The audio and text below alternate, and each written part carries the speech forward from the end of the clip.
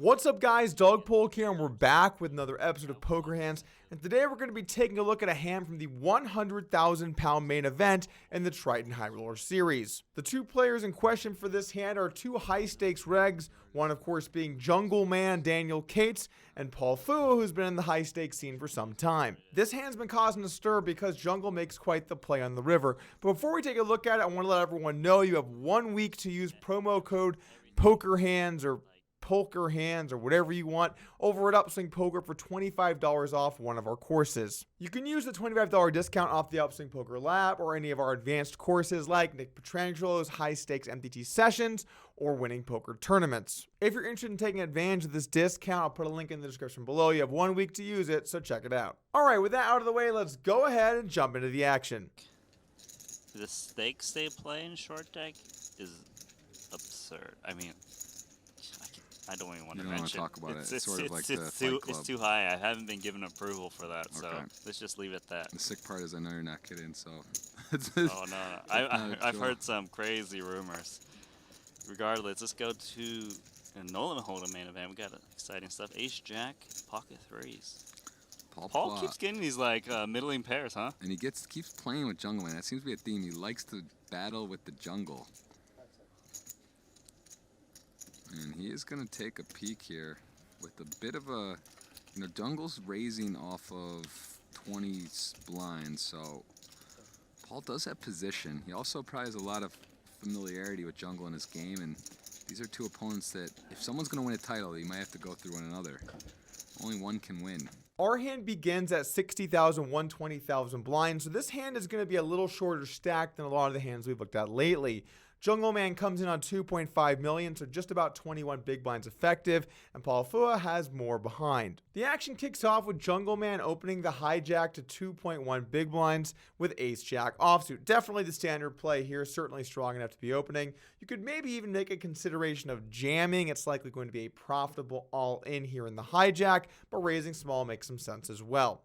Now over to Paul in the cutoff, who looks down at pocket threes, and this is a spot where if you were deeper stacked, maybe you'd want to play, but on these shorter stacks, I think I mainly look just to let it go. And the reason is that there's a lot of things that can go badly for you here. If someone behind re-raises or jams, if they're shorter stacks, they can go all in.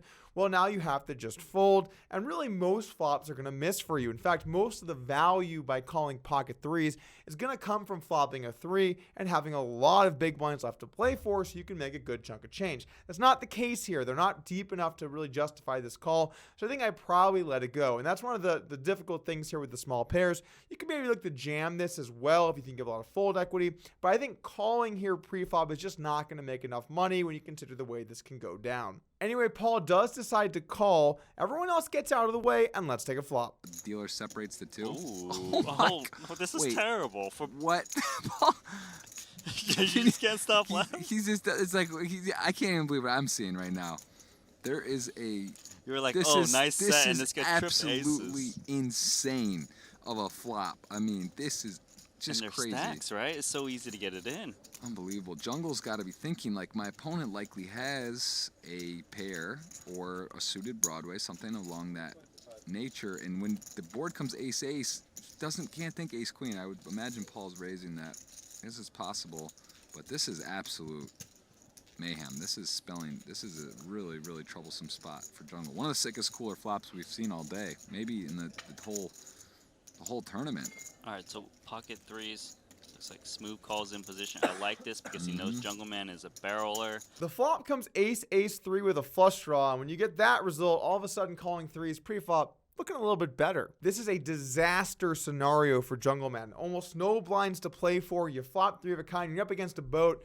This is going to be an expensive one. There's no way around that. Jungle decides to kick things off with a flop bet, and this is a pretty cool flop. In fact, I think this is a board you might want to be betting with almost every hand you raise pre-flop.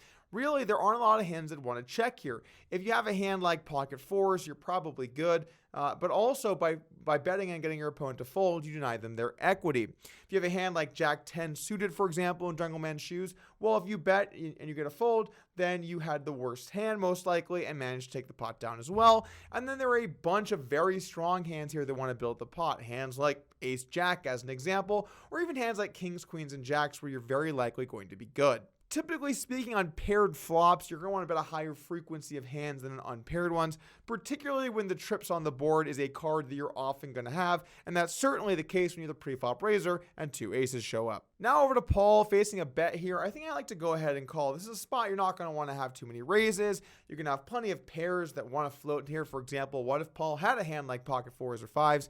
Well, he's probably going to want to at least call one to see the turn, particularly versus this small of a bet. So you're going to want to have a lot of hands in your range when you do float the flop. By having some boats in there, you also make your range stronger. So if you get barreled or your opponent tries to bluff you, you can have some very strong hands there too. Now there's a small case to be made for raising, but particularly when the board is this static, you've got a full house, stacks are this short, I would lean towards just calling, which Paul does, and let's take a turn. There is a way out. Jungleman now, of course, could hit a 6 or a jack with pairing the turn card, but I mean, Paul Poit has a commanding lead, just a stranglehold in this hand. So you're a Jungleman here. Okay, you're thinking your opponent probably has an ace occasionally, ace 10, ace jack himself, ace 9, pocket 7s, 8s, 9s, flush draws. Jungle does have a jack of hearts. Takes down the likelihood of the flushes pretty significantly because jack queen suited, jack king of hearts aren't available. So there's really only like queen 10, queen king of hearts, maybe hands. I don't think Paul's going to mess around with like 8, 9 of hearts and stuff like that at this final table. I mean, I wouldn't say it's like insane, but that jack of hearts is pretty key here. Good point. Yeah, so 450,000 for Kate's, about a third of the pot. Kate's is betting small. He's trying to make it look like I'm trying to push you off of some pocket 8s, pocket 9s type hands and try to get another call. I think also the reality may set in for Paul that he's realizing Jungle very likely could have an ace here, and with that being said, but there's no point in raising because the stack to pot ratio is quite small. No way. The turn comes an offsuit 6, which is a total brick, and now once again Jungleman's faced with his decision between betting and checking. And I think in this spot you typically want to lean towards betting. There's a couple things to think about here too. He's very unlikely to be beat because ace king for sure, and most likely ace queen as well, are going to re-raise pre-flop, particularly with blinds this high. They're going to play aggressive. So there aren't many hands that can beat Jungleman. Maybe ace 3 suited, maybe pocket 3s, maybe ace queen, but these are all actually pretty unlikely. He's also going to have a bunch of hands that want to bluff here, some flush draws, and maybe a hand like jack 10 of spades where your opponent can't have ace jack of spades or ace 10 of spades for just a non-equity bluff where you're going to barrel off. Because of all these reasons, I think it's time to bet once again with ace jack, which Jungle decides to go for. Jungle decides to make it 450 to go. I think I might want to make it a little bit larger here in the turn, but I don't mind the idea here to keep this pot smaller and use small sizes on a paired board. Over to Paul, I don't see any reason to mix up his play now. You've called the flop, you called the turn. Now you're saying you have a little more strength. Maybe you have a good flush draw. There are some hands you could have that would be a little bit weaker. And so to balance this, we're going to once again have our very strong hands like full houses. So I like to go ahead and trap here again, which Paul does, and let's take a river. Just smooth call, just in case your opponent can kind of just hang himself when he's occasionally bluffing it. What do you think? You think Jungleman's going to go for a big bet? I like to see him go for a big bet. And the reason I say it is, sure, he can get 2 bets out of 7s and 8s, but I don't think they're going to do a triple down call, so you might as well try to get value from like ace 10. Yeah, maybe like 800 or a million even. Maybe more. But he's got 1.8 only, so at that point, what are you going? 1.3?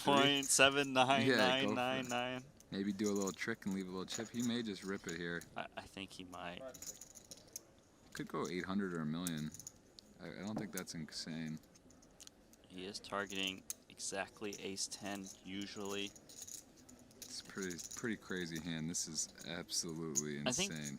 I think he's thinking about, okay, how often does Paul play like ace 9, ace 8? Maybe is he ever thinking to check over and maybe he bluffs like here? But I don't think that's as likely like with that jack of hearts particular. But he definitely is thinking about that because it is reasonable for Paul to have some flush draws here. But the jack of hearts, like you say, jack 10 of hearts and queen jack of hearts are the hands I want to bluff, right? Like, king queen of hearts has showdown values. It might not bluff at you. How much Look at this. 650,000. Wow, Paul then going to ask how much he's playing, and this is going to probably, I mean, just again, he played his hand perfectly, and, you know, I think there's no way he could just flat call here. That would be crazy. Yeah, it's quite interesting. Yeah. What does he ever think Jungle somehow could have? I don't think Paul should be flat calling here. When opponent bets 650K into you, he flopped the house. He's got trip aces. He flopped the freaking house. Time extension's been used. Wow. Yeah, you got to make it look like you're thinking about a bluff, right?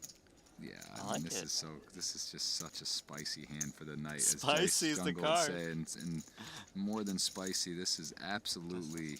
Extra spicy. This is crazy. I mean, Paul was on his.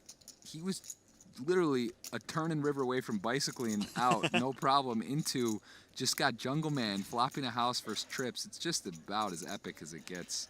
I mean, Paul. All in for Paul and Jungleman's thinking, God. Okay, let's think about it for Paul. Jungle, I mean, he's so sick. Could Jungleman bet fold Ace Jack here? I don't think that's out of the question. He's got 10 big blinds. Okay. When you bet small, it kind of looks like it opens the door for Paul to bluff occasionally, right? Because oftentimes when you bet small in the river, someone can make the bluff raise. Head spinning. He's probably thinking, would Paul value shove Ace Jack here ever? Because if the answer is yes, you don't want to be folding. These two guys, ton of history clearly from cash games and tournaments. Just now you also Thai bank, Said he owes a time make. Collect. The previous street. Collect his time banks. Make sure he doesn't get enough time. The river comes in offsuit 9. This is a relatively good card for Jungle. It is possible slightly that his opponent could have a hand like 9s or maybe 6s from the flop. But again, these are hands that should be going all in pre-flop, so it's not very likely that your opponent's going to have them. For the third time this hand, Jungle has to decide to bet or check, and I could see some logic going both ways. I lean a little more towards a bet. Jungle has a heart in his hand because, and so that means that his opponent's less likely to have a flush draw. King Jack and Queen Jack of hearts are not hands his opponent could have, and so that makes me a little more likely to want to bet.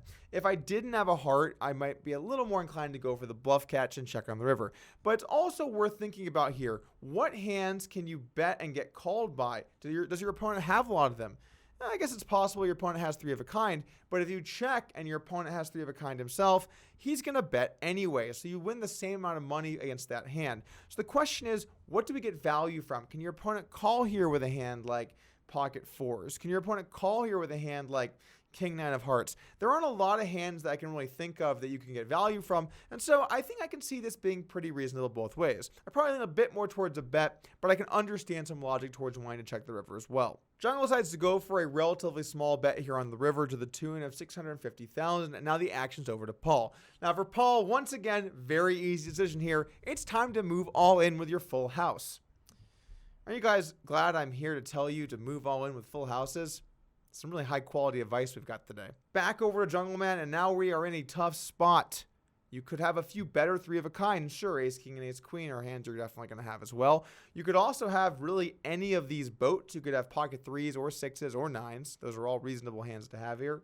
You could also have some Ace 9 suited, Ace 6 suited, Ace 3 suited. Not many combos of those things, but you can have them as well. So this is actually a little bit close, I think. Your opponent is less likely to have a missed flush draw and be making a move, although that's not too likely anyway, and you do have a lot of better hands here. In fact, if I was in Jungle's shoes, I might look to check most of my worse trips than Ace Jack.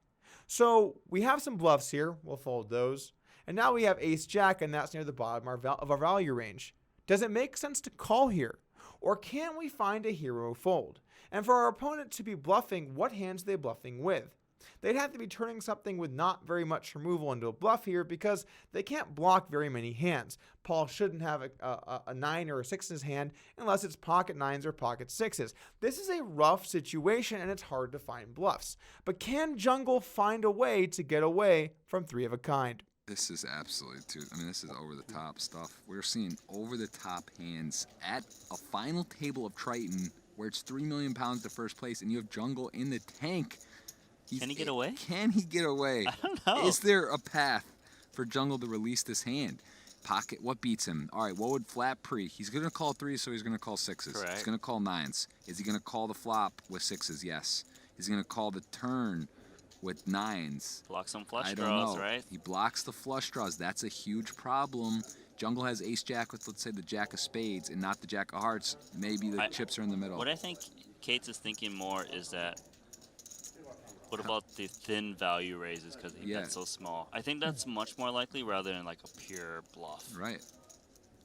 And it'd be a disaster if Kate's folded to like Ace Jack or Also, Ace 10. he knows Paul's game probably better than anybody, and he knows he's so capable, but also maybe he just knows, like, he could have ace queen possibly here. That's he true. could- Ace queen would be the easy shove. I mean, I wouldn't say easy, but a Yeah. likely shove. Right. Oh man. Jungleman has put on. This is riveting. The fact that he's like in the tank and may just lay it down. This is too much. This is honestly some of the hands we've seen between Paul and Jungle. There could be a highlight reel from these two tonight. It's like a heads-up match. It's an absolute, and Paul has to love it. Not that he was worried, but like I said, if Jungle has an ace, he has a way to win. He gets to the river, he gets to shove in. Just, clearly he does shove, makes sense. But now he knows. He's just waiting. Is Jungle gonna put it in? Is he gonna give him all the chips, or just a good portion of the He's chips? running out of time bank chips. I'll tell you No more that. time bank, you got let him know. And Wow, Paul is letting him know making about sure those time to banks. let him know. I don't want any drama. I don't want Jungle to not know.